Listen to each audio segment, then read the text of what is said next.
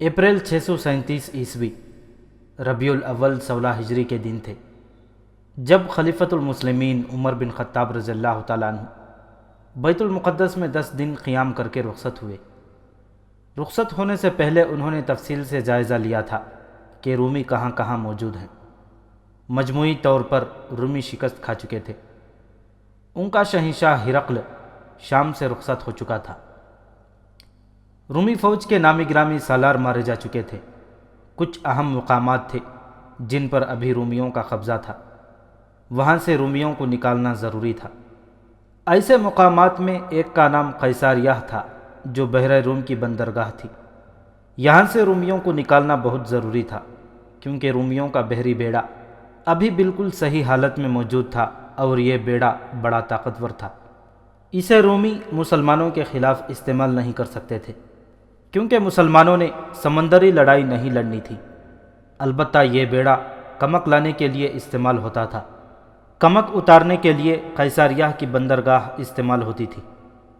امیر المؤمنین کے حکم کے مطابق قیصاریہ سے بہت پہلے بیت المقدس کو محاصرے میں لیا گیا تھا۔ بیت المقدس لے لیا گیا تو امیر المؤمنین عمر رضی اللہ تعالیٰ عنہ نے یزید بن ابی سفیان کو حکم دیا کہ وہ قیصاریہ کو محاصرے میں لے لے۔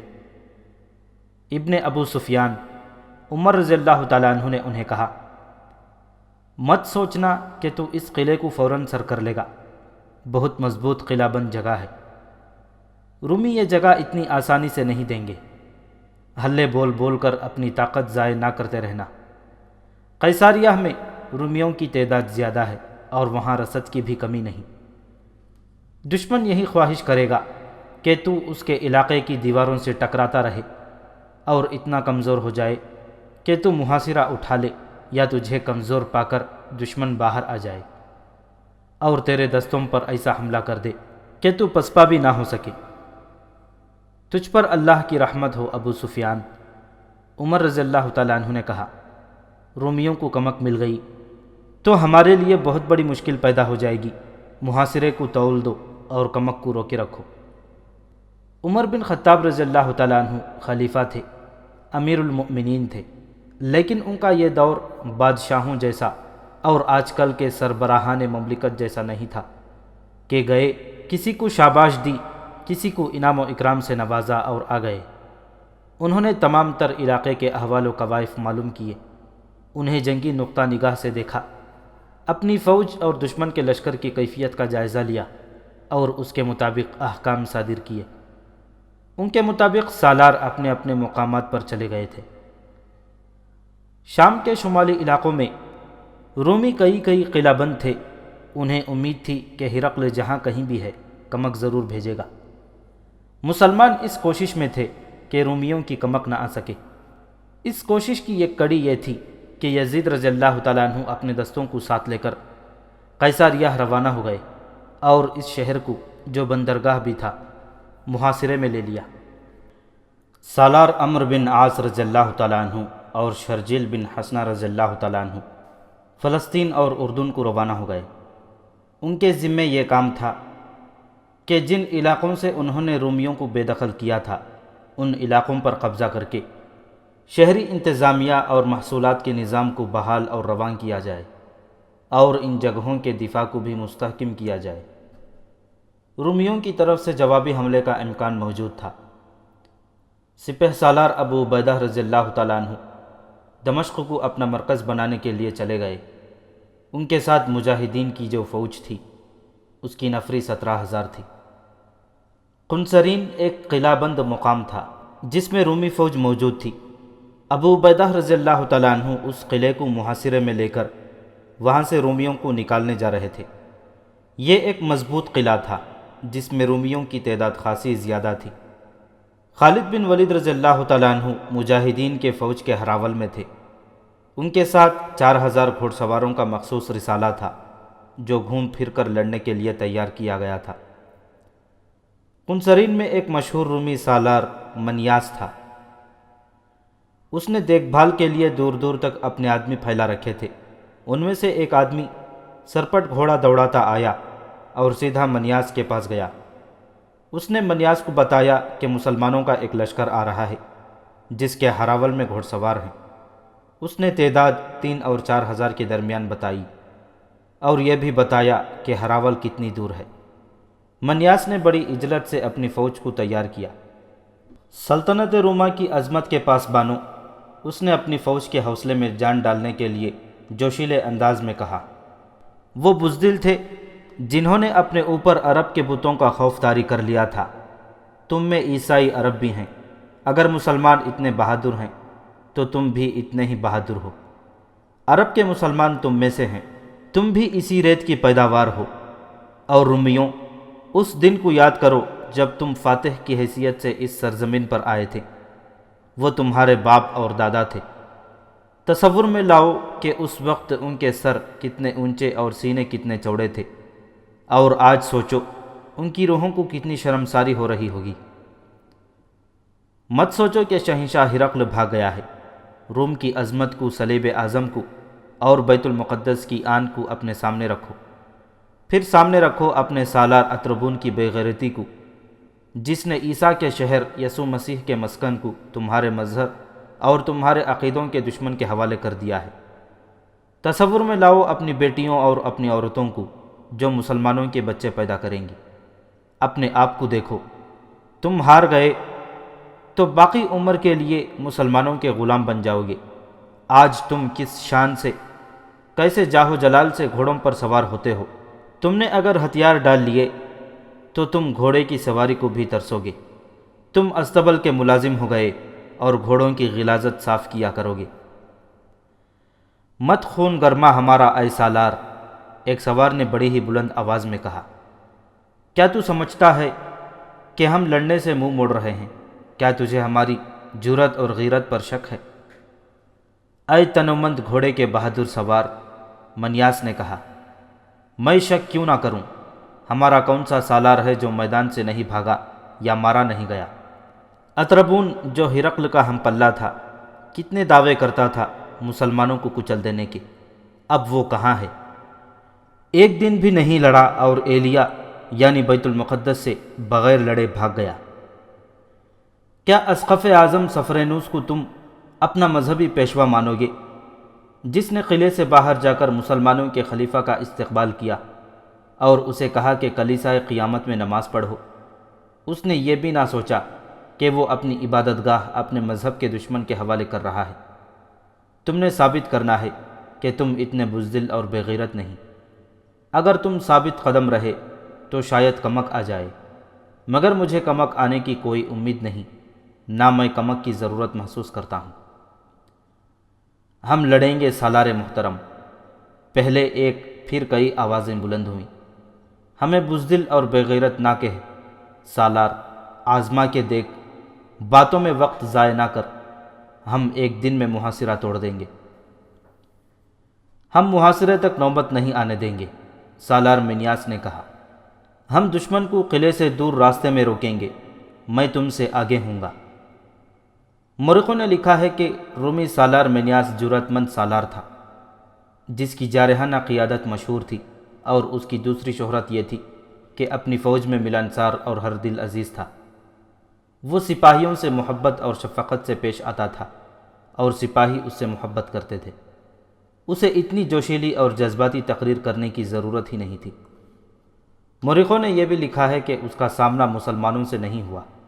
وہ سالار تھا، جب اسے خبر ملتی تھی کہ فلاں میدان میں رومیوں کو شکست ہوئی ہے تو وہ شکست کی وجوہات پر غور کرتا تھا۔ اسے خالد رضی اللہ تعالیٰ عنہ کے مطابق بتایا گیا کہ ان کی جنگی چالوں کو کوئی قبل از وقت سمجھ ہی نہیں سکتا، اور وہ غیر معمولی طور پر دلیر آدمی ہے۔ وہ کوئی جن بھوت تو نہیں، منیاس نے کہا تھا۔ اس سے شکست کھانے والوں نے اسے مافوق الفطرت بنا دیا ہے۔ وہ جھوٹ بولتے ہیں، شکست کھانے والے اسی طرح جھوٹ بولا کرتے ہیں۔ میں ہرقل کو خالد بن ولید کی لاش دکھاؤں گا۔ رومی سالار منیاس کی قیادت میں قنصرین میں مقیم رومی فوج رکے ہوئے سیلاب کی مانند باہر نکلی۔ اس کا انداز جوشیلا اور جارحانہ تھا، اس کی رفتار تیز تھی۔ ادھر خالد رضی اللہ تعالیٰ عنہ کے 4000 سوار فاتحانہ شان سے چلے آ رہے تھے۔ وہ عام کوچ کی ترتیب میں تھے انہوں نے قنصرین کے قریب جا کر رکنا اور باقی فوج کا انتظار کرنا تھا۔ قنصرین سے چند میل دور حاضر ایک مقام تھا جو راستے میں آتا تھا۔ خالد رضی اللہ تعالیٰ عنہ کا دستہ جب حاضر کے قریب پہنچا تو دیکھ بھال کے لیے آگے گئے ہوئے مجاہدین میں سے ایک واپس آیا اور خالد کو اطلاع دی کہ رومیوں کا ایک کثیر تعداد لشکر آ رہا ہے۔ خدا کی قسم، خالد رضی اللہ تعالیٰ عنہ نے للکار کر کہا، میں امین الامت کا انتظار نہیں کروں گا۔ باقی لشکر امین الامت ابو عبیدہ رضی اللہ تعالیٰ عنہ کے ساتھ پیچھے آ رہا تھا۔ خالد کو انتظار کرنا چاہیے تھا کیونکہ رومی لشکر کی تعداد زیادہ بتائی گئی تھی، لیکن خالد کی سرکش طبیعت انتظار پر آمادہ نہ ہوئی۔ انہوں نے اپنے دستے کو نہایت صورت سے جنگی ترتیب میں کر لیا۔ اس سوار دستے کو پلک جھپکتے ایک ترتیب سے دوسری ترتیب میں ہو جانے کی ٹریننگ دی گئی تھی۔ دونوں فوجیں حاضر کے مقام پر آمنے سامنے آئیں۔ رومی سالار منیاس کو توقع تھی کہ مسلمان جنگ سے پہلے کے رسم و رواج کا مظاہرہ کریں گے، مثلاً ان کا سالار ذاتی مقابلے کے لیے رومی سالار کو للکارے گا۔ ایسے چند ایک مقابلے ہوں گے، پھر دستوں کو ترتیب میں کیا جائے گا، لیکن مسلمان سالار رکے بغیر ایسی ترتیب میں ہو گئے جسے منیاس سمجھ ہی نہ سکا۔ اتنے میں اس پر حملہ ہو چکا تھا۔ منیاس اپنی فوج کا حوصلہ بڑھانے کے لیے آگے تھا۔ اس کے گرد محافظوں کا حصار تھا جو خاصا مضبوط تھا۔ چند ایک مسلمان سوار اس حصار پر حملہ آور ہوئے۔ محافظوں نے بڑا ہی سخت مقابلہ کیا۔ رومیوں کی تعداد زیادہ تھی، اس کے علاوہ انہیں اپنے سالار منیاس کے ساتھ دلی محبت تھی، اس لیے وہ جم کر لڑے اور بڑی اچھی ترتیب میں تابڑ توڑ حملے کرتے رہے، لیکن ان کا ہر حملہ یوں بیکار جاتا جیسا ہوا میں گھونسا مارا ہو۔ اس کی وجہ یہ تھی کہ ان کا مقابلہ ایسے سواروں کے ساتھ تھا جو جم کر نہیں لڑتے تھے، ان کا انداز کچھ اور تھا۔ حملہ رومی کر رہے تھے اور نقصان بھی انہی کا ہو رہا تھا۔ خالد رضی اللہ تعالیٰ عنہ خود بھی سپاہیوں کی طرح لڑ رہے تھے۔ انہیں اپنے سواروں کو چالیں بتانے کی ضرورت پیش نہیں آتی تھی، ایسی ضرورت منیاس کو تھی۔ وہ دیکھ رہا تھا کہ اس کی فوج کی ترتیب بکھر رہی ہے۔ اس نے کسی ایسے مقام پر پہنچنے کی کوشش کی جہاں سے وہ اپنی فوج کو دیکھ کر کوئی چال چل سکتا، مگر مسلمان سواروں نے اس کے محافظوں کا حصار توڑ کر اسے قتل کر دیا۔ میدان جنگ میں یوں ہوتا تھا کہ سالار مارا جاتا اور پرچم گر پڑتا تو فوج میں بددلی پھیل جاتی اور پسپائی شروع ہو جاتی۔ اسی لیے سپہ سالار کی موت پر پردہ ڈال دیا جاتا تھا۔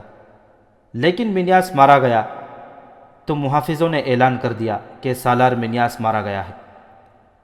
مسلمان خوش ہوئے کہ رومیوں میں بھگدڑ مچ جائے گی، لیکن رومی غضبناک ہو گئے۔ انہوں نے انتقام انتقام، منیاس کے خون کا انتقام لو کے نعرے لگانے شروع کر دیے اور ان کے حملوں میں شدت پیدا ہو گئی۔ وہ قہر بن گئے۔ ایک بار تو انہوں نے مسلمان سواروں کے پاؤں اکھاڑ دیے، لیکن یہ غضبناک انداز ان کے اپنے لیے نقصان دہ ثابت ہوا۔ انہیں صحیح طور طریقے سے لڑانے والا مارا گیا تھا، وہ اب غصے میں آئے ہوئے ہجوم کی صورت اختیار کر گئے تھے۔ خالد رضی اللہ تعالیٰ عنہ نے رومیوں کو اس کیفیت میں دیکھا تو اپنے سواروں کو نئی ہدایات دیں۔ اس کے بعد رومیوں کا جیسے قتل عام شروع ہو گیا ہو۔ اس کے باوجود وہ پسپا نہیں ہو رہے تھے۔ اس کا نتیجہ یہ ہوا کہ کوئی ایک بھی رومی میدان سے نہ بھاگا اور کوئی ایک بھی رومی زندہ نہ رہا۔ زیادہ تر مورخ متفقہ طور پر کہتے ہیں کہ منیاس کی فوج کا ایک بھی سپاہی زندہ نہیں رہا تھا اور بھاگا بھی کوئی نہیں۔ مسلمانوں کا جانی نقصان بہت ہی کم تھا۔ معرکہ ختم ہوا تو حاضر کے لوگ جو سب کے سب عیسائی تھے باہر نکل آئے اور خالد رضی اللہ تعالیٰ عنہ سے ملے۔ آپ کے خلاف جو لڑے ہیں وہ اپنے انجام کو پہنچ گئے ہیں۔ ایک عیسائی بزرگ نے شہریوں کی نمائندگی کرتے ہوئے کہا، ہم بھی عیسائی ہیں، لیکن ہم آپ سے لڑنے کا ارادہ نہ پہلے رکھتے تھے نہ اب ایسا کوئی ارادہ ہے۔ ہم آپ کی اطاعت قبول کرتے ہیں۔ جس نے ہم سے لڑے بغیر اطاعت قبول کر لی وہ ہماری پناہ میں آ گیا۔ خالد رضی اللہ تعالیٰ عنہ نے کہا، نہ تم پر جزیہ واجب ہے نہ ہم تمہیں اسلام قبول کرنے کو کہتے ہیں۔ تمہاری عبادت گاہیں محفوظ رہیں گی۔ ابھی ابو عبیدہ رضی اللہ تعالیٰ عنہ کے دستے نہیں پہنچے تھے، انہیں محاصرے کے لیے جانا تھا، اس لیے انہیں کوئی جلدی نہیں تھی۔ انہوں نے ایک پڑاؤ بھی کیا تھا۔ خالد رضی اللہ تعالیٰ عنہ نے وہاں انتظار نہ کیا، کیونکہ انہیں قنصرین کو محاصرے میں لینا تھا۔ یہ جگہ وہاں سے زیادہ دور نہیں تھی۔ قنصرین کے اندر رومیوں کی کچھ فوج موجود تھی۔ خالد رضی اللہ تعالیٰ عنہ نے محاصرہ کیا تو رومیوں نے شہر کی دیوار پر آ کر تیر اندازی شروع کر دی۔ خالد رضی اللہ تعالیٰ عنہ کو اندازہ تھا کہ اندر فوج اتنی زیادہ نہیں ہوگی، اگر ہوتی بھی تو خالد ہمت نہ ہارتے۔ انہوں نے اپنے ایک ایلچی کو یہ پیغام دے کر قلعے کے دروازے پر بھیجا: اے رومیوں، تم اگر آسمان پر چھائے ہوئے بادلوں میں ہوتے تو بھی ہمارا اللہ ہمیں تم تک یا تمہیں ہم تک پہنچا دیتا۔ ہم تمہیں موقع دیتے ہیں کہ بہت برے انجام تک پہنچنے سے پہلے قلعے کے دروازے کھول دو۔ اگر دروازے ہم نے کھولے تو پھر صلح کی شرطیں تمہاری کمر توڑ دیں گی۔ تمہارا سالار حاضر کے باہر مرا پڑا ہے، اور جو فوج وہ اپنے ساتھ لے گیا تھا اس کا کوئی ایک بھی سپاہی زندہ نہیں۔ ہم نے تمہیں بہت برے انجام سے آگاہ کر دیا ہے۔ اس پیغام کا خاطر خواہ اثر ہوا۔ قلعے کے دروازے کھل گئے۔ مسلمان فاتح کی حیثیت سے شہر میں داخل ہوئے۔ جزیہ کی رقم اور دیگر شرائط طے ہوئی، جن میں حسب معمول ایک شرط یہ بھی تھی کہ قنصرین شہر اور اس کے شہریوں کی عزت اور جان و مال کی حفاظت مسلمانوں کی ذمہ داری ہے، اور جو شہری شہر چھوڑ کر جانا چاہتا ہو وہ اپنے خاندان کے افراد اور اپنے مال و اموال کو اپنے ساتھ لے جا سکتا ہے۔ جب خالد رضی اللہ تعالیٰ عنہ قنصرین کو پوری طرح لے چکے، اس وقت ابو عبیدہ رضی اللہ تعالیٰ عنہ پہنچے۔ ابو سلیمان ابو عبیدہ رضی اللہ تعالیٰ عنہ نے خالد کو گلے لگاتے ہوئے کہا: تجھ پر اللہ کی رحمت ہو، میں حاضر کے باہر رومیوں کی لاشیں دیکھ آیا ہوں۔ ابو عبیدہ رضی اللہ تعالیٰ عنہ نے اسی روز مدینہ خلیفۃ المسلمین کو پیغام بھیجا۔ اس میں انہوں نے خالد رضی اللہ تعالیٰ عنہ کی اتنی بڑی کامیابی کی تفصیلات لکھیں۔ یہ کامیابی اس لحاظ سے بہت بڑی تھی کہ یہ سلطنت روم کی تابوت میں ایک اور کیل گاڑ دی گئی تھی۔ تقریباً تمام مورخوں نے لکھا ہے کہ امیر المؤمنین عمر بن خطاب رضی اللہ تعالیٰ عنہ نے پیغام پڑھ کر کہا تھا: اللہ نے خالد کو سپہ گری اور سالاری پیدائش کے ساتھ ہی عطا فرمائی تھی۔ ابو بکر پر اللہ کی رحمت ہو، وہ مجھ سے بہتر مردم شناس تھے۔ قنصرین سے آگے حلب ایک اور مشہور شہر تھا، جہاں رومیوں کی خاصی بڑی تعداد قلعہ بند تھی۔ رومی سالار جو وہاں کا قلعہ دار تھا، اس کا پورا نام یوقنا تھا۔ یہ بھی تجربہ کار سالار تھا، جس نے بے شمار لڑائیاں لڑیں اور ہر لڑائی میں فتح حاصل کی تھی۔ ابو عبیدہ رضی اللہ تعالیٰ عنہ اور خالد رضی اللہ تعالیٰ عنہ حلب کی طرف پیش قدمی کر رہے تھے۔ رومی سالار یوقنا کو اطلاع ملی کہ مسلمانوں کا لشکر آ رہا ہے۔ رومی سالاروں نے کچھ عرصے سے یہ سلسلہ شروع کر دیا تھا کہ وہ جب سنتے تھے کہ مسلمانوں کا لشکر آ رہا ہے، وہ اپنے دستوں کو اکٹھا کر کے جوشیلی تقریر کرتے اور قلعے سے باہر آ کر لڑتے تھے۔ یہ ایک دلیرانہ اقدام تھا۔ وہ شاید یہ ظاہر کرنا چاہتے تھے کہ وہ مسلمانوں سے نہیں ڈرتے۔ یوقنا نے بھی ایسے ہی کیا۔ وہ حلب سے اپنے دستے نکال کر قلعے سے 6 میل دور آ گیا۔ مسلمانوں کی فوج کے ہراول میں اب بھی خالد رضی اللہ تعالیٰ عنہ اپنے سواروں کے ساتھ تھے۔ یوقنا نے جب اپنے ساتھی سالار منیاس کی طرح مسلمانوں کے ہراول سے ٹکر لینے کا طریقہ اختیار کیا، یوقنا کو یقین تھا کہ وہ مسلمانوں کو قلعے سے دور ہی دور ختم کر دے گا۔ اسے بھی منیاس کی طرح توقع تھی کہ آمنے سامنے آ کر مسلمان رک جائیں گے اور جنگی ترتیب میں آ کر لڑیں گے۔ اب بھی خالد رضی اللہ تعالیٰ عنہ نے ویسے ہی کیا کہ اطلاع ملتے ہی آگے رومی لشکر آ رہا ہے، اپنے دستے کو جنگی ترتیب میں کر لیا۔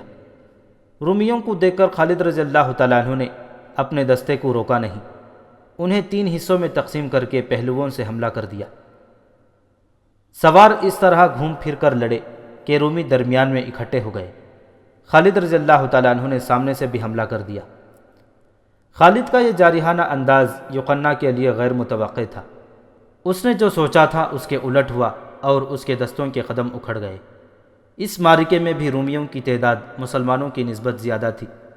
یوقنا کے دستے حوصلہ ہار بیٹھے اس نے پسپائی تیار کی اور قلعے میں چلا گیا۔ یہ قلعہ پہاڑی کے اوپر تھا، اس لیے اسے سر کرنا بہت مشکل تھا۔ مسلمانوں نے قلعے کا محاصرہ کر لیا۔ یوحنا نے متعدد بار اپنے دستوں کو باہر نکال کر مسلمانوں پر حملے کروائے، لیکن جانی نقصان کے سوا اسے کچھ بھی حاصل نہ ہوا۔ یوحنا کو امید تھی کہ شہنشاہ ہرقل کمک اور رسد بھیجے گا۔ اسے شاید معلوم نہ تھا کہ تمام تر شام میں مسلمان پھیل گئے ہیں اور اب اسے کہیں سے بھی کمک نہیں مل سکتی۔ اس نے دستوں کو باہر نکال کر حملوں کا سلسلہ روک دیا اور قلعے میں دبک کر بیٹھ گیا۔ مسلمان کسی نہ کسی طرح قلعے میں داخل ہونے کی کوشش کرتے رہے، لیکن کامیاب نہ ہو سکے۔ 4 مہینے محاصرے میں گزر گئے۔ قلعے کے اندر رومی ایسے پریشان اور خوفزدہ ہوئے کہ یوحنا نے ایک روز اپنا ایلچی باہر اس پیغام کے ساتھ بھیجا کہ وہ ہتھیار ڈالنے پر تیار ہیں۔ یوحنا کو امید نہیں تھی کہ خالد رضی اللہ تعالیٰ عنہ اس کی شرط کو تسلیم کر لیں گے۔ اس کی شرط یہ تھی کہ اسے اور اس کی فوج کو قلعے سے چلے جانے دیا جائے۔ اس کے ایلچی نے جب واپس جا کر اسے بتایا کہ مسلمانوں نے اس کی شرط مان لی ہے تو وہ حیران رہ گیا۔ نہیں، اس نے کہا، ایسا ہو نہیں سکتا کہ فاتح اس فوج کو بخش دے جس نے اس کے آگے ہتھیار ڈالے ہوں۔ میں جانتا ہوں کیا ہوگا۔ جب نہتے سپاہی باہر نکلیں گے تو مسلمان انہیں قتل کر دیں گے۔ آخر وہ وقت آیا جب یوحنا کے دستے بغیر ہتھیاروں کے باہر نکلے اور مسلمانوں کی فوج کے درمیان سے گزر گئے۔ یوحنا کو سب سے پہلے نکلنا چاہیے تھا، لیکن وہ آخر میں بھی باہر نہ نکلا۔ خالد قلعے میں گئے تو یوحنا نے ان کا استقبال کیا۔ اے رومی سالار، خالد رضی اللہ تعالیٰ عنہ نے کہا، تو جا سکتا ہے۔ ابن ولید، میں نہیں جاؤں گا۔ اگر میں تمہارے ساتھ رہنا چاہوں تو مجھے کیا شرط پوری کرنی پڑے گی؟ اسلام قبول کر لے، خالد رضی اللہ تعالیٰ عنہ نے کہا۔ پھر تیری حیثیت یہی رہے گی جو اب ہے۔ بے شک یہی میری خواہش تھی، یوحنا نے کہا۔ اس نے خالد رضی اللہ تعالیٰ عنہ کے ہاتھ پر اسلام قبول کر لیا اور اگلے ہی معرکے میں اس نے ثابت کر دیا کہ وہ اسلام کا وفادار سالار ہے۔ انطاکیہ شام کا ایک بڑا شہر تھا۔ اس کی اہمیت یہ تھی کہ شہنشاہ ہرقل نے اسے اپنا ہیڈ کوارٹر بنایا تھا۔ یہیں سے وہ احکام، کمک اور رسد وغیرہ اپنی فوج کو بھجواتا تھا۔ ہرقل اب وہاں نہیں تھا، وہ شام کی سرحد سے جا چکا تھا اور غالباً قسطنطنیہ میں تھا، لیکن انطاکیہ میں رومی فوج اور ہیڈ کوارٹر موجود تھا۔ وہاں سے رومیوں کو نکالنا لازمی تھا، اس سے شام کی فتح مکمل ہو جاتی تھی۔ ابو عبیدہ رضی اللہ تعالیٰ عنہ نے انطاکیہ کی طرف پیش قدمی کا حکم دے دیا۔ حسب معمول خالد رضی اللہ تعالیٰ عنہ اپنے گھڑ سوار دستے کے ساتھ ہراول میں جا رہے تھے۔ انطاکیہ چونکہ رومیوں کا آخری بڑا قلعہ اور اہم مقام رہ گیا تھا اور وہ رومی فوج کا مرکز بھی تھا، اس لیے توقع تھی کہ وہاں یرموک جیسا خونریز معرکہ ہوگا۔ ابو عبیدہ اور خالد نے اپنے مجاہدین کو آگاہ کر دیا تھا کہ آگے کیا خطرہ ہے۔ سب سے بڑا خطرہ تو یہ تھا کہ مجاہدین کی اس فوج کو مدینہ سے نکلے 4 سال ہو چلے تھے اور وہ مسلسل لڑ رہے تھے۔ جہاں تک جسموں کا تعلق تھا وہ ختم ہو چکے تھے۔ اب تو یہ روح کی قوت تھی جو انہیں انسانی سطح سے بہت اوپر لے گئی تھی۔ انہوں نے اپنے آپ کو اللہ کے سپرد کر دیا تھا۔ انہیں آرام نہیں ملتا تھا۔ دن تلواروں کی جھنکار، تیروں کے زناٹے، برچھیوں کے وار روکنے اور وار کرنے میں گزر جاتا اور راتیں اپنے زخمی ساتھیوں کی کربناک آوازوں میں گزرتی تھیں۔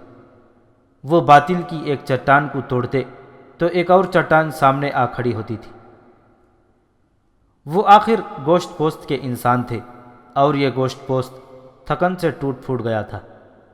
دشمن ان کی اس جسمانی کیفیت سے آگاہ تھا اور یہی ایک خطرہ جو سالار محسوس کر رہے تھے۔ انطاکیہ کا دفاع بہت مضبوط تھا۔ جاسوسوں کی لائی ہوئی اطلاعیں سالاروں کو پریشان کر رہی تھیں، مگر رکنا اور انتظار کرنا بھی خطرناک تھا۔ رومیوں کی کمک آنے سے پہلے انطاکیہ پر قبضہ کرنا ضروری تھا۔ مجاہدین کو قرآن کی یہ آیت بار بار یاد دلائی جا رہی تھی کہ لڑو اس وقت تک جب تک کفر کا فتنہ ختم نہیں ہو جاتا، حکمرانی صرف اللہ اور اللہ کے دین کی رہ جائے۔ انطاکیہ کے راستے میں 2-3 چھوٹے چھوٹے قلعے تھے۔ انہیں سر کرتے ہوئے مجاہدین انطاکیہ سے 13-14 میل کے فاصلے پر پہنچے تو ایک جاسوس آیا، ابو سلیمان۔ جاسوس نے خالد رضی اللہ تعالیٰ عنہ سے کہا، تھوڑا ہی آگے ایک دریا ہے جس پر ایک مضبوط پل ہے، اس پل سے اس طرف رومیوں کا ایک لشکر تیار کھڑا ہے، راستہ بدل لیا جائے یا جنگ کی تیاری کر لی جائے، تجھ پر اللہ کی رحمت ہو۔ خالد رضی اللہ تعالیٰ عنہ نے کہا، اللہ کو منظور ہوا تو یہ لشکر بھی ہمارا راستہ نہیں روک سکے گا۔ تعداد کتنی ہوگی؟ ہمارے پورے لشکر سے دگنی تو ضرور ہوگی۔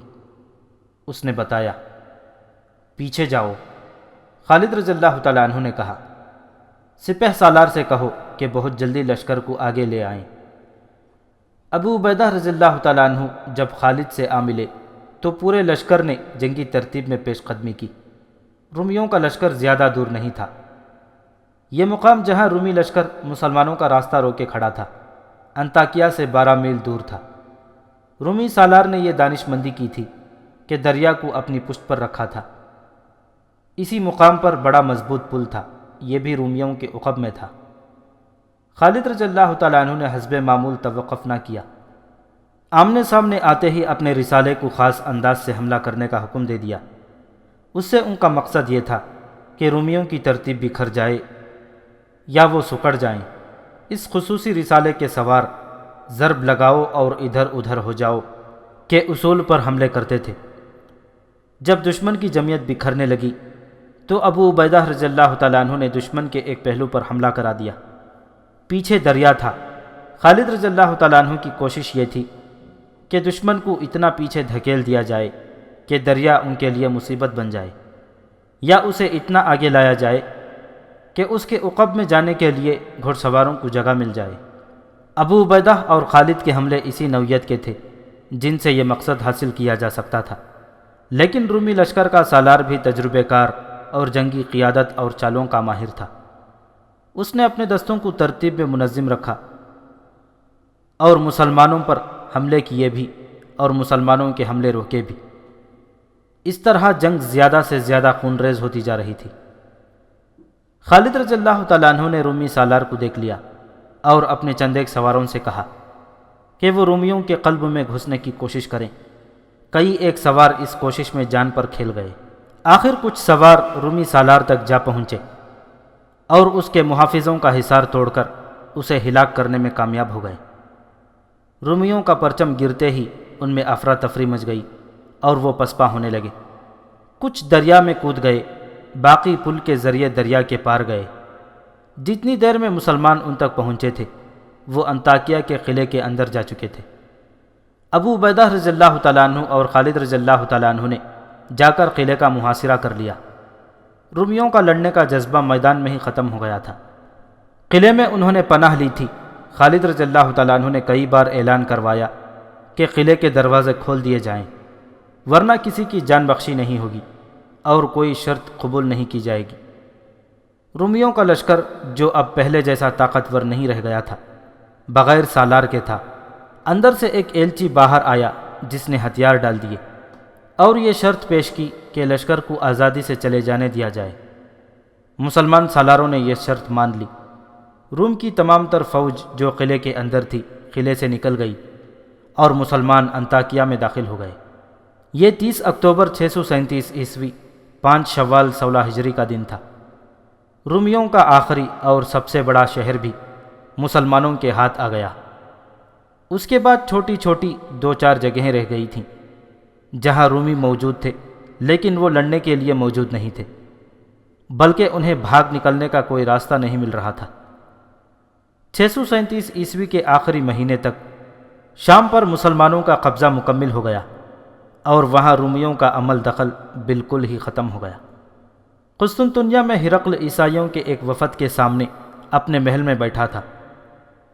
یہ وہی شہنشاہ ہرقل تھا جس کی آنکھوں کی ہلکی سی جنبش سے کئی انسانوں کو جلاد کے حوالے کر دیا جاتا تھا۔ یہی ہرقل تھا جس نے ابتدا میں مسلمانوں کو ہمیشہ کے لیے ختم کرنے کا حکم دیا تھا۔ یہی ہرقل تھا جس نے حیرت کا اظہار کیا تھا کہ عرب کے ان بدوؤں کو یہ جرت کیوں کر ہوئی کہ انہوں نے سلطنت روم کی سرحد کے اندر قدم رکھا ہے۔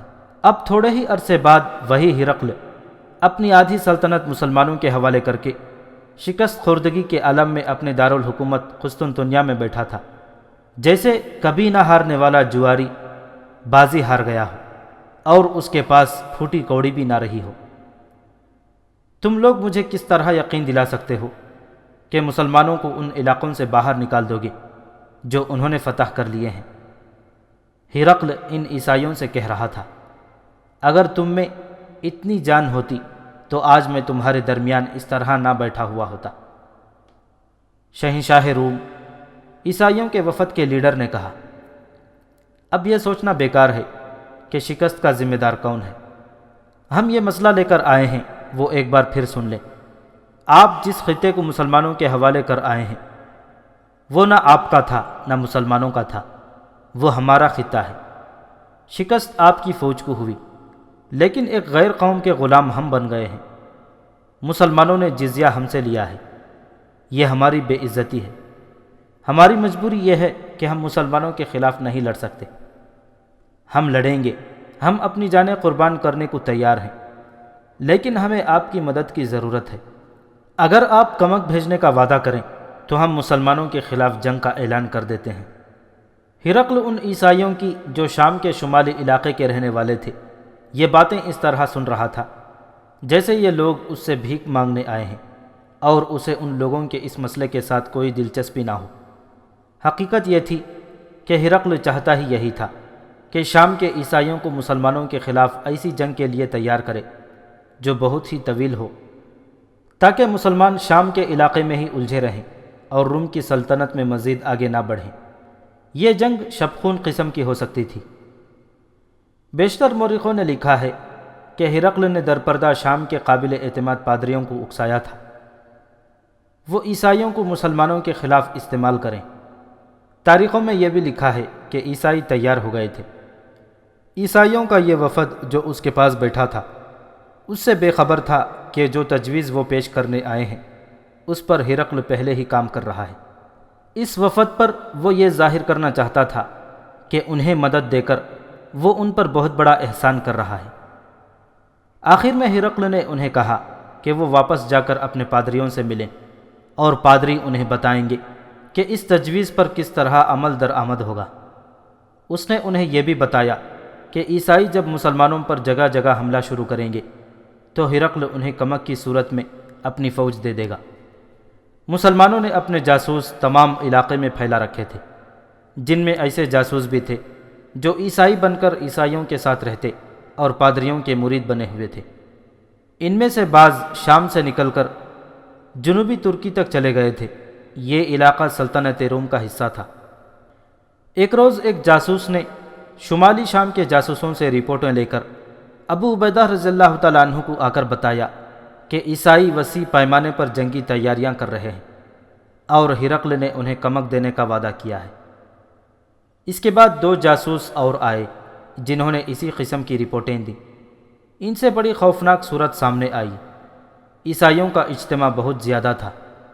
ابو عبیدہ رضی اللہ تعالیٰ عنہ اور خالد رضی اللہ تعالیٰ عنہ کو احساس تھا کہ عیسائیوں کے خلاف ٹکر بہت خطرناک ہوگی۔ اس کی وجہ یہ تھی کہ رومی جن علاقوں سے بھاگے تھے وہ ان کے نہیں تھے، وہ تو بھاگ کر اپنی باقی سلطنت میں جا پناہ گزین ہوئے تھے۔ یہ خطے دراصل عیسائیوں کے تھے۔ مسلمانوں کی اطاعت قبول کر کے انہیں کوئی معاشی، معاشرتی یا مذہبی پابندی نہیں تھی، لیکن وہ مسلمانوں کی غلامی قبول کرنے پر آمادہ نہیں تھے۔ لڑائی کی صورت میں اگر انہیں شکست ہوتی تو ان کے لیے کوئی پناہ گاہ نہیں تھی، اس لیے انہوں نے جنگ کی تیاریاں ایسے پیمانے پر کی تھیں جو ان کی فتح کا باعث بن سکتی تھی۔ جاسوسوں سے پوری رپورٹ لی گئی کہ لڑنے والے عیسائیوں کی تعداد کتنی ہوگی، ان کے ہتھیار کیسے ہوں گے اور ان کی قیادت کیسے ہوگی۔ خیال کیا جاتا تھا کہ قیادت رومی سالار کریں گے، کیونکہ عیسائیوں کے پاس قیادت کے لیے کوئی سالار نہیں تھا۔ اگر کوئی تھا بھی تو وہ مسلمان سالاروں کی ٹکر کا نہیں ہو سکتا تھا۔ پھر بھی صورتحال جو پیدا ہو گئی تھی وہ مسلمانوں کے لیے بہت بڑے خطرے کا باعث بن سکتی تھی۔ ابو سلیمان ابو عبیدہ نے خالد سے مشورہ لینے کے لیے کہا۔ شام میں ہماری حکومت نوزائیدہ ہے، ہمارے ابھی قدم نہیں جمے۔ اگر ہم نے کوئی خطرہ مول لیا اور حالات ہمارے خلاف ہو گئے تو ہم پسپا ہو کر مدینہ تک زندہ بھی نہیں پہنچ سکیں گے۔ امین الامت خالد رضی اللہ تعالیٰ عنہ نے کہا، سوال ہمارے زندہ رہنے یا نہ رہنے کا نہیں، یہ سوچ کہ اسلام کا زوال شروع ہو جائے گا، تمام فوج شام میں ہے۔ کیا یہ بہتر نہیں ہوگا کہ ہم امیر المؤمنین کو اطلاع دے دیں؟ ابو عبیدہ رضی اللہ تعالیٰ عنہ نے پوچھا، اور مدینہ سے کمک بھی مانگ لے، ہماری تعداد رہ ہی کیا گئی ہے۔ امین الامت خالد رضی اللہ تعالیٰ عنہ نے کہا، مدینہ تک پیغام جاتے اور وہاں سے کمک آتے بہت وقت لگے گا۔ کیا یہ بہتر نہیں ہوگا کہ ہم ہر جگہ سے فوج ایک مقام پر اکٹھی کر لیں؟ ان جگہوں پر ہم ضرورت کے مطابق فوج رہنے دیں گے۔ خدا کی قسم، میں عیسائیوں کو کھلے میدان میں لا کر لڑانا چاہتا ہوں۔ یہ باتیں حمص میں ہو رہی تھیں، وہاں دوسرے سالار بھی تھے۔ ان سب کی رائے یہ تھی کہ حمص کے اندر رہیں اور عیسائیوں کو آنے دیں کہ وہ محاصرہ کر لیں۔ ابو عبیدہ رضی اللہ تعالیٰ عنہ کو اکثریت کی رائے کے مطابق فیصلہ کرنا پڑا۔ انہوں نے اپنے ان دستوں کو بھی حمص میں بلا لیا جو ارد گرد کے علاقے میں تھے۔ اس کے ساتھ ہی ابو عبیدہ رضی اللہ تعالیٰ عنہ نے ایک تیز رفتار قاصد کے ہاتھ خلیفۃ الرسول عمر بن خطاب رضی اللہ تعالیٰ عنہ کو پیغام بھیج دیا، جس میں انہوں نے تفصیل سے لکھوایا کہ عیسائیوں نے ہرقل کی پشت پناہی میں کیا صورتحال پیدا کر دی ہے۔ ابو عبیدہ رضی اللہ تعالیٰ عنہ نے یہ بھی لکھوایا کہ وہ حمص میں قلعہ بند ہو کر لڑیں گے۔ 638 عیسوی کا سال شروع ہو چکا تھا۔ 1.5-2 مہینے اور گزر گئے تو ایک روز عیسائیوں کا جم غفیر حمص آ پہنچا اور شہر کا محاصرہ کر لیا۔ مسلمان اس کے لیے تیار تھے۔ انہوں نے بڑے لمبے عرصے کی خوراک اور تینوں وغیرہ کا ذخیرہ شہر میں جمع کر لیا تھا۔ عیسائیوں نے مسلمانوں کو قلعہ بند دیکھا تو وہ حیران ہوئے کہ کھلے میدان میں لڑنے والی فوج قلعہ بند ہو کر لڑنے پر آ گئی ہے۔ اسے عیسائیوں نے مسلمانوں کی کمزوری سمجھا۔ انہوں نے مسلمانوں کو للکارنا شروع کر دیا، اہل اسلام، اب تمہارا مقابلہ عیسائی عربوں سے ہے۔ ہم رومی نہیں مسلمانوں، ہمت کرو، باہر آ کر لڑو۔ قلعے کے دروازے کھول دو ورنہ تم میں سے کوئی بھی زندہ نہیں رہے گا۔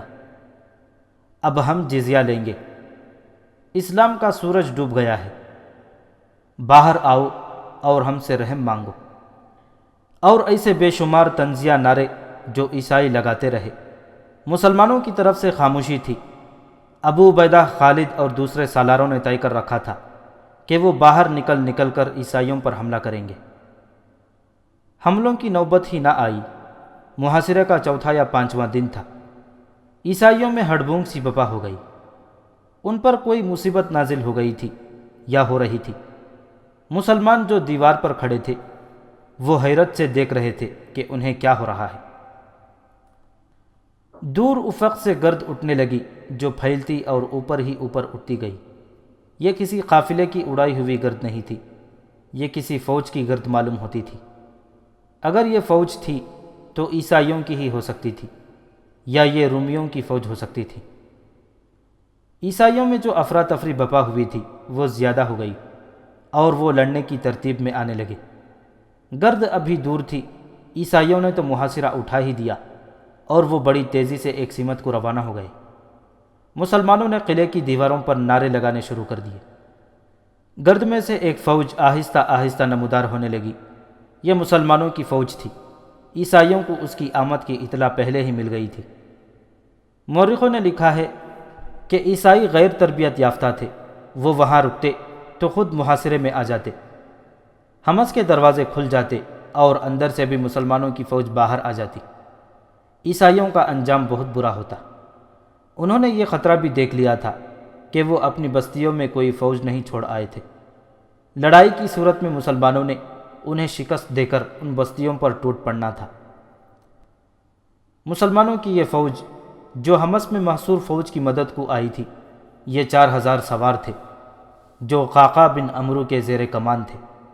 یہ سوار اس طرح آئے تھے کہ خلیفۃ الرسول عمر رضی اللہ تعالیٰ عنہ کو ابو عبیدہ کا پیغام ملا تو انہوں نے کہا تھا کہ یہ عیسائی تربیت یافتہ فوج نہیں بلکہ یہ غیر منظم ہجوم ہے جسے ابو عبیدہ اور خالد سنبھال لیں گے، لیکن کمک ضروری ہے۔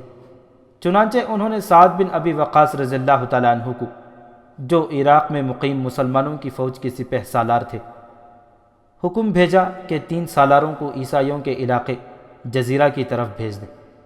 ان سالاروں میں سہیل بن عدی، عبداللہ بن عتبہ اور ایاز بن غنم شامل تھے۔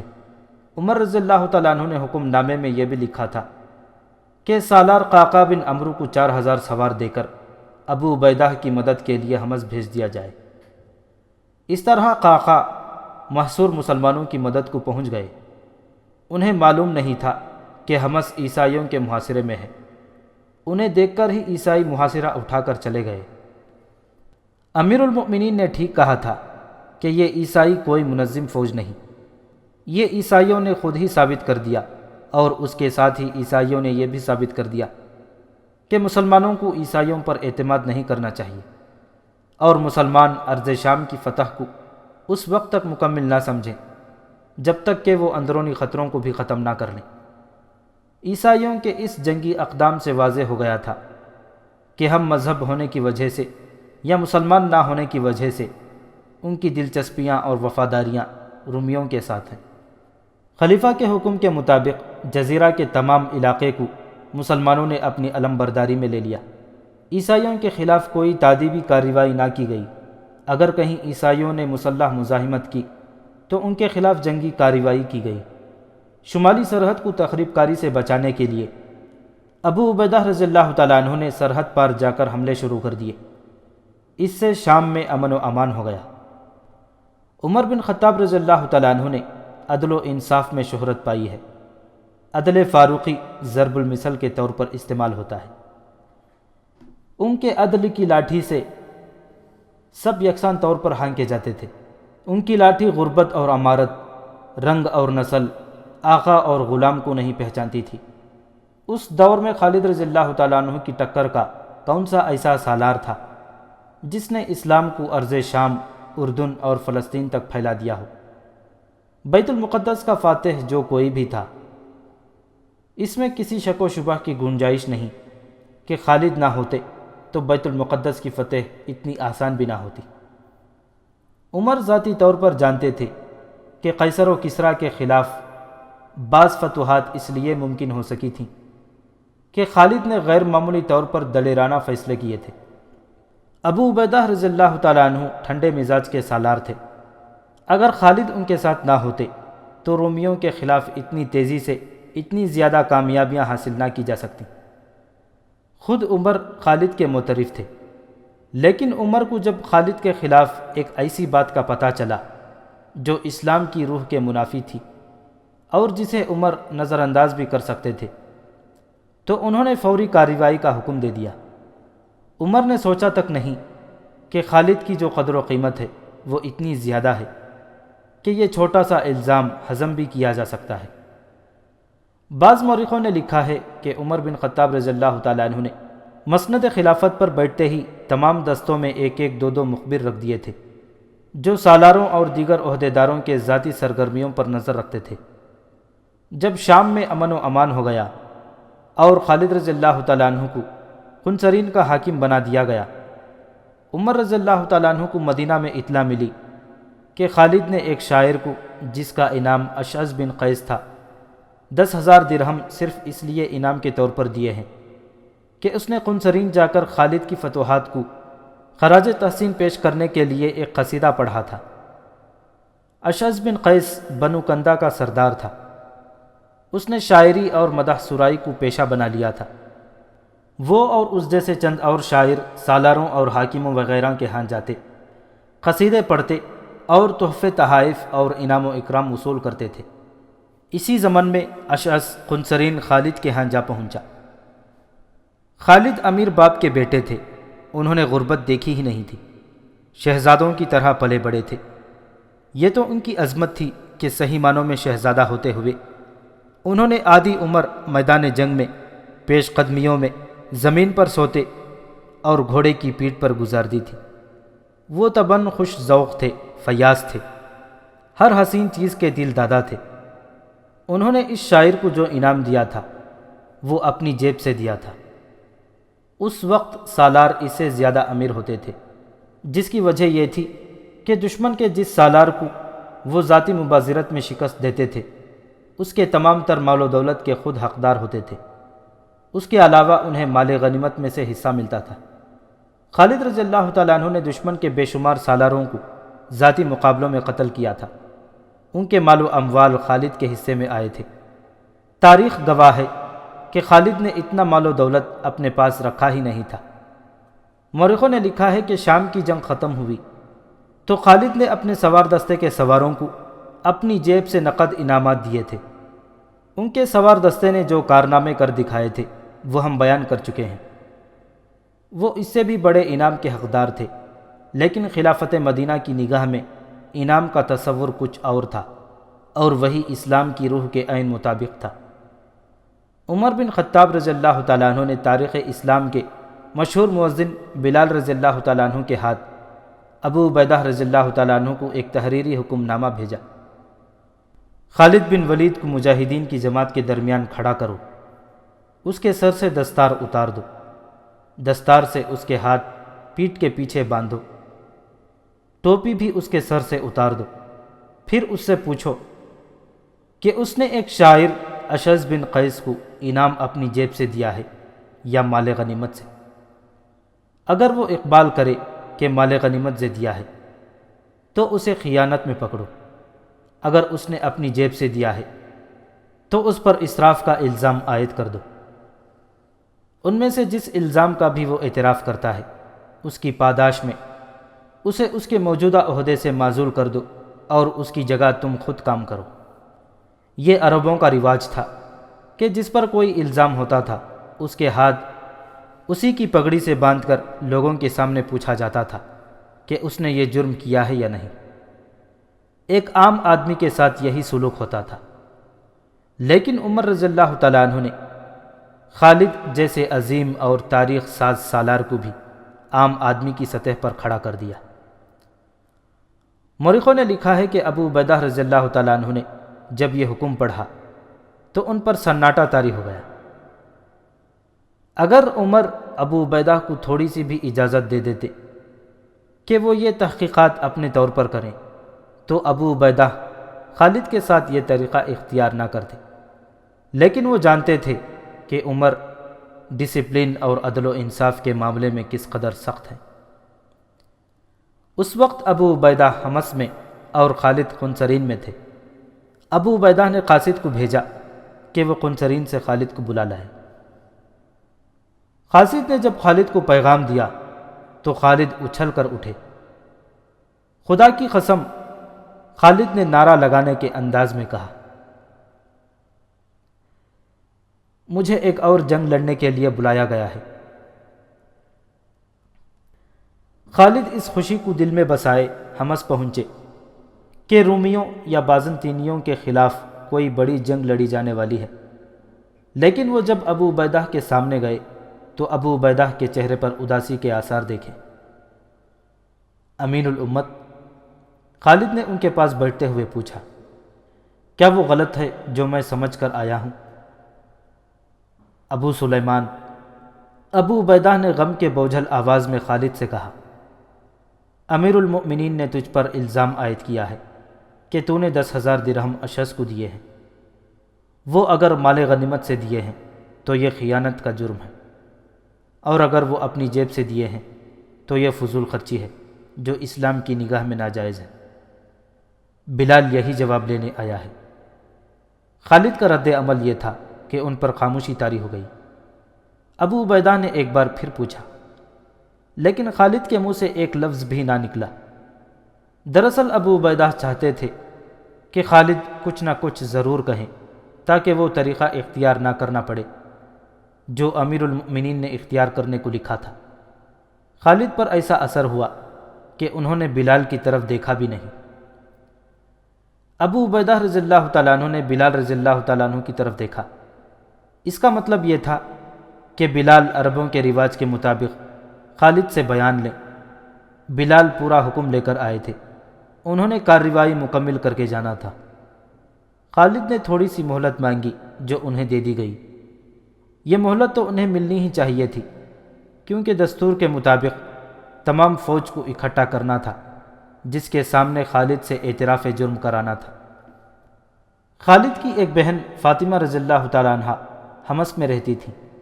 خالد ان کے پاس گئے اور انہیں بتایا کہ عمر نے ان پر کیا الزام عائد کیا ہے۔ بہن سے مشورہ لینے کی ضرورت یہ پیش آئی تھی کہ عمر رضی اللہ تعالیٰ عنہ خالد کے قریبی رشتہ دار تھے۔ فاطمہ نے بڑے دکھ سے عمر کے خلاف ایک بات کہہ دی۔ خالد پہلے ہی مغبوم تھے اور کسی حد تک مشتعل بھی تھے۔ انہیں اپنی بہن کا مشورہ اچھا لگا اور وہ واپس ابو عبیدہ کے پاس چلے گئے۔ امین الامت خالد رضی اللہ تعالیٰ عنہ نے کہا، میں نے کوئی جرم نہیں کیا، میں کوئی بیان نہیں دوں گا۔ اس کے بعد زمین و آسمان نے جو منظر دیکھا،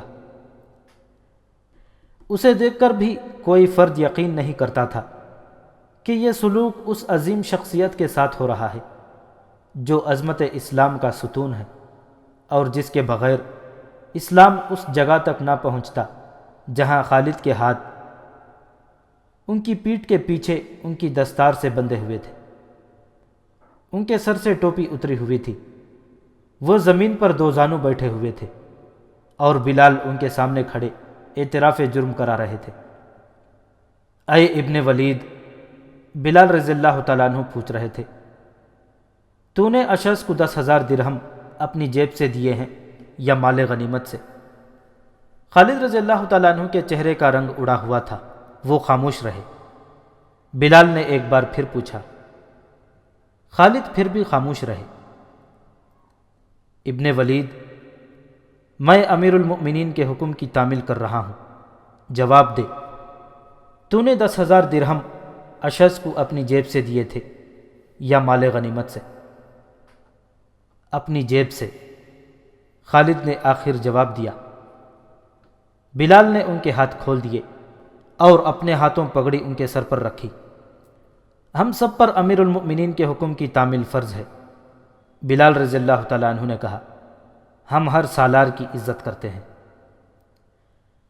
وہاں جتنی فوج تھی اس پر خاموشی طاری تھی۔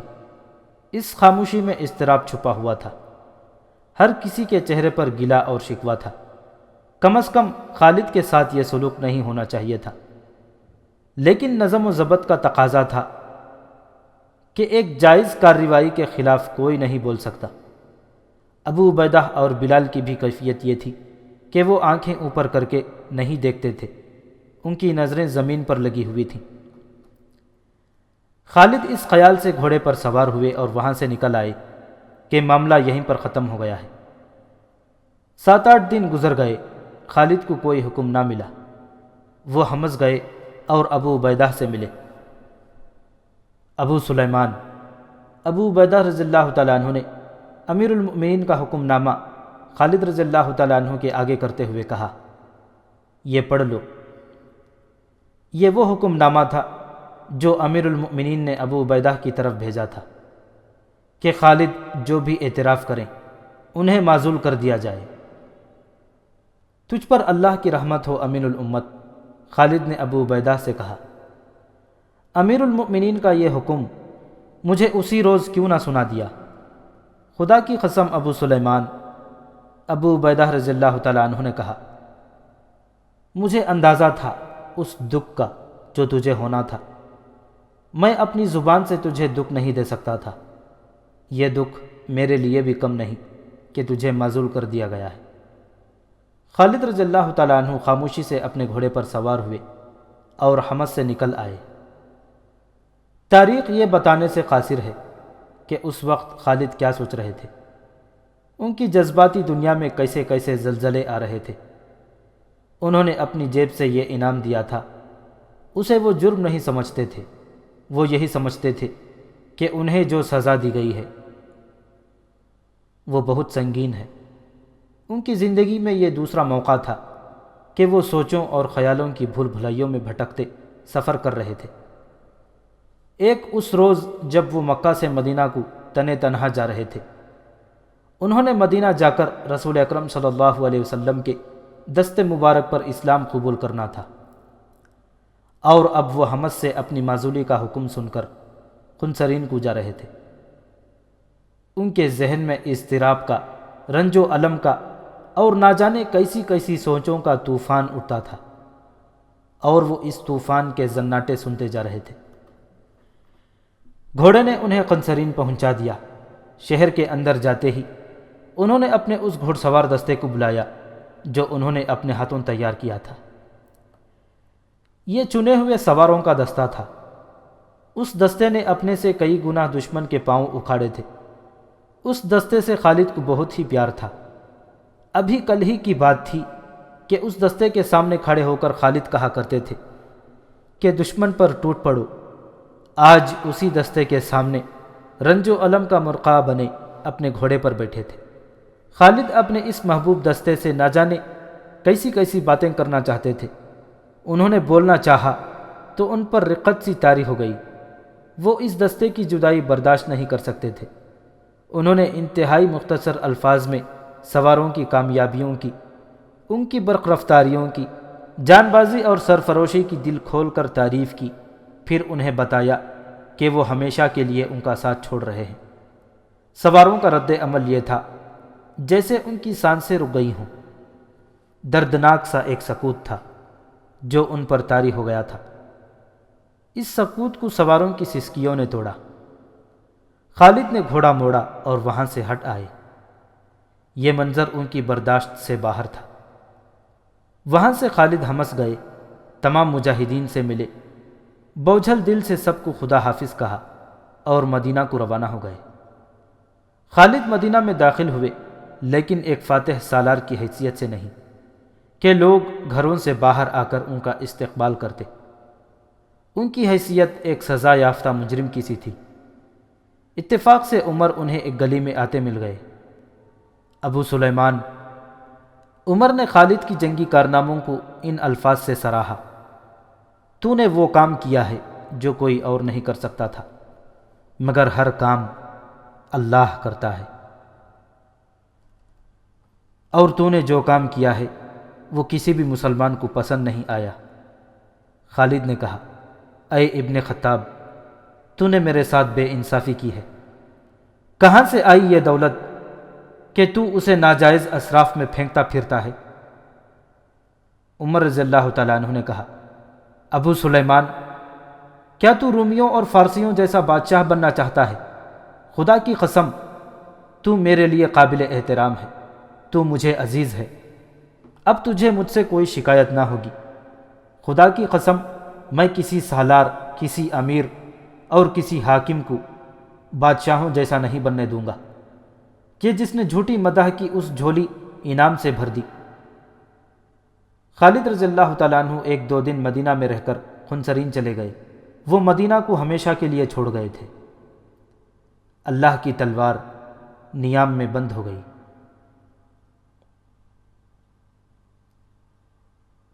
اس واقعے کے متعلق بہت کچھ کہا جا سکتا تھا، بہت کچھ کہا جا چکا ہے۔ تاریخ دانوں نے اپنی اپنی رائے دی ہے۔ بعض نے عمر کے اس فیصلے کے خلاف لکھا ہے۔ خلفائے راشدین کو رسوا کرنے والوں نے لکھا ہے کہ عمر کے دل میں خالد کے خلاف ذاتی رنجش تھی، جسے انہوں نے یوں مٹایا کہ خلیفہ بنتے ہی خالد کو معزول کر دیا۔ حقیقت کچھ اور تھی۔ اگر ہم آج کے دور کو اور آج کے حکمرانوں کو سامنے رکھ کر سوچیں تو عمر کا یہ فیصلہ اچھا نہیں لگتا، اور اگر ہم اس دور کو تصور میں لائیں اور گہرائی میں جائیں تو ہم اس نتیجے پر پہنچتے ہیں کہ عمر کا فیصلہ صحیح تھا۔ غور کیجئے، عمر نے کہا تھا کہ تم بادشاہ بننا چاہتے ہو۔ بادشاہوں کے انداز یہی ہوتے ہیں کہ جس نے تعریف میں دو کلمے کہہ دیے تو اسے انعام و اکرام سے مالا مال کر دیا۔ غور کیجئے، عمر بن خطاب رضی اللہ تعالیٰ عنہ کی نظر آنے والے وقت کے پردے چاک کر کے کتنی دور چلی گئی تھی۔ خلفائے راشدین کے بعد آنے والے خلفاء نے انعام و اکرام کا سلسلہ شروع کر دیا تھا۔ عباسی تو روایتی بادشاہ بن گئے تھے۔ اندلس کے آخری دور کو دیکھیے، دربار لگا ہوا ہے، شاعر اور ادیب منظوم اور نثری قصیدے پڑھ رہے ہیں۔ اور انعامات سے جھولیاں بھر رہے ہیں۔ خوشامد ایک فن اور ایک پیشہ بن گیا ہے، اور ان انعام خوروں، مدح سراؤں اور خوشامدیوں نے سلطنت اندلس کو سقوط غرناطہ تک پہنچا دیا۔ اس کے بعد سلطنت اسلامیہ بادشاہوں میں بڑھ گئی۔ ہندوستان میں مغلیہ سلطنت کے انعام مشہور ہوئے اور اس سلطنت کو زوال آیا۔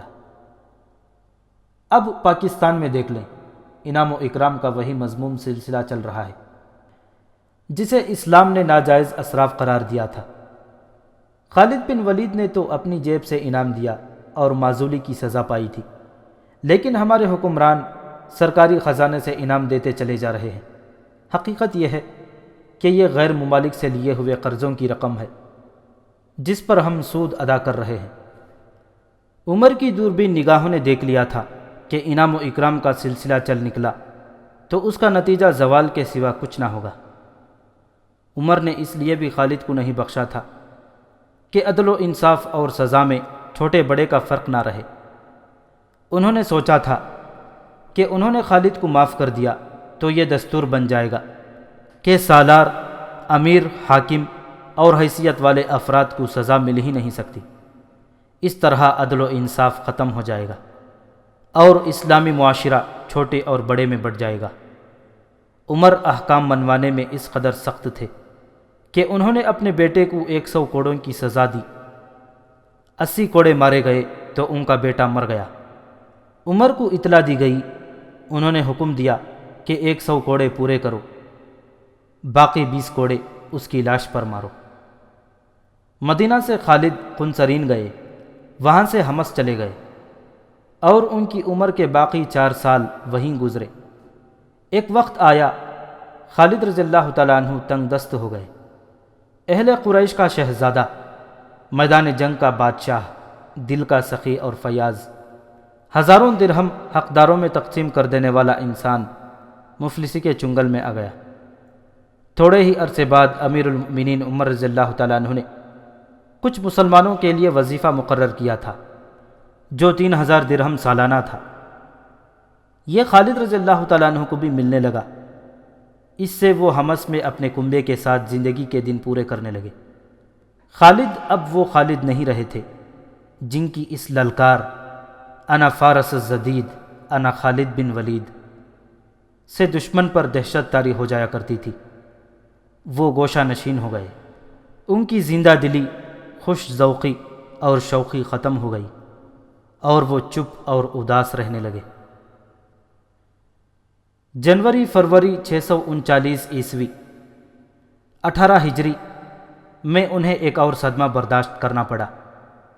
فلسطین کے ایک قصبے امواس میں طاعون کی وبا پھوٹ پڑی جو دیکھتے ہی دیکھتے تمام فلسطین اور شام میں پھیل گئی۔ لوگ بڑی تیزی سے موت کا شکار ہونے لگے۔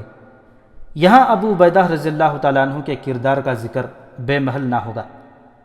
مورخ لکھتے ہیں کہ امیر المؤمنین عمر رضی اللہ تعالیٰ عنہ نے ابو عبیدہ رضی اللہ تعالیٰ عنہ کو پیغام بھیجا کہ وہ مدینہ آ جائیں۔